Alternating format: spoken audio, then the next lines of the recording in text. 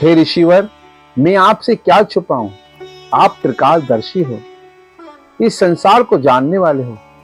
हे ऋषिवर, मैं अपने पुण्य के प्रताप से इस संसार स्वर्ग में सब जगह विहार कर सकता हूं, परंतु ऋषिवर मैं बड़ा दुखित हूं, मुझे कहीं सुख नहीं मिला। क्यों? मेरा शरीर तो देवतुल्य है, पर मेरा मुख व्याघ्र योनि का है। मैं अपने मुख को देखकर बहुत चिंतित रहता हूं। ऋषिवर, मेरी पत्नी सुंदर है, रूपवती है, गुणवान है, कला निपुण है, 7 रागों को जानने वाली है, देवताओं को आकर्षित करने वाली है, पर इसके साथ रहकर मैं बड़ा दुखी रहता हूं, क्योंकि मेरा मुख व्याघ्र जैसा है और मेरी पत्नी बहुत सुंदर है। हे ऋषिवर, मैं इस योनि से कैसे छूटूं, मैं बड़ा दुखी रहता हूं।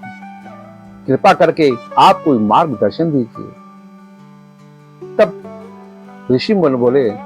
भृगु ऋषि बोले, हे विद्याधर, बात तो आपने सत्य कही है, लेकिन ये आपके पूर्व जन्मों का दोष है, जो मैं आपको बतलाता हूं। इस प्रकार ऋषिवर विद्याधर को कहते हैं कि विद्याधर, तुमने माघ मास की एकादशी के दिन व्रत नहीं करा और द्वादशी के दिन तुमने अपने शरीर पर तेल लगाया, जिसके कारण तुम्हारा मुख व्याघ्र जैसा हो गया।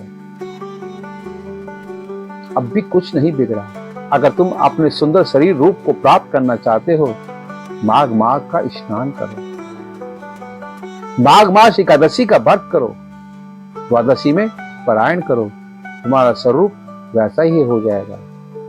माघ का स्नान तो संसार के पापों को क्षीण करने वाला है। इस प्रकार जब भृगु ऋषि ने कहा कि राजन, पूर्वा का शरीर भी बड़ा करूप था, उसने भी 3 महीने तक इसी हिमालय पर्वत पर बैठकर माघ मास का स्नान किया, तप किया और कठोर व्रत किया, जिसके कारण भगवान विष्णु बड़े प्रसन्न हुए और भगवान विष्णु ने अपने शंख से जल उस पर छिड़ककर उसका शरीर देवतुल्य बना दिया और उसी माघ मास के स्नान से उसने स्वर्गलोक की प्राप्ति करी।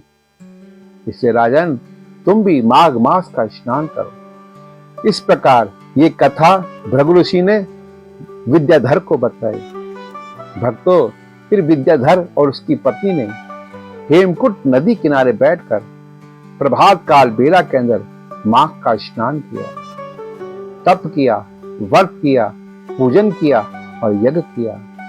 इस प्रकार करते करते जब 1 मास बीता, तो उस व्रत के प्रभाव से, उस तप के प्रभाव से, उस पूजा के प्रभाव से विद्याधर का शरीर सुंदर देवतुल्य हो गया। उसका जो मुख व्याघ्र का था, वो व्याघ्र का मुख हट गया और ऐसे सुंदर शरीर को पाकर वो बड़ा प्रसन्न हुआ। उसने भृगु ऋषि को प्रणाम किया, भगवान विष्णु को प्रणाम किया और अंत में अपने शरीर सहित स्वर्ग को चला गया। इसलिए भक्तों, ये माघ मास का महत्व बहुत पुण्यदायक है, सब पापों को क्षीण करने वाला है। जिस प्रकार विद्याधर भी सुंदर शरीर पाकर वैकुंठ चला गया, इसलिए ये कथा पतित पावनी मोक्षदायिनी है। जो माघ मास की कथा को सुनता है, कहता है, श्रवणम कीर्तनम पूजा पाठ अर्चनम, अपने कानों से सुनकर वो संसार के भय से मुक्त हो जाता है। धन धान संतान वैभव लक्ष्मी की प्राप्ति होती है और जिस प्रकार प्रयाग का स्नान, प्रयाग के दर्शन करके फल प्राप्त करता है, वही दर्शन माघ मास की कथा सुनने से मिल जाता है। ओम नमः शिवाय।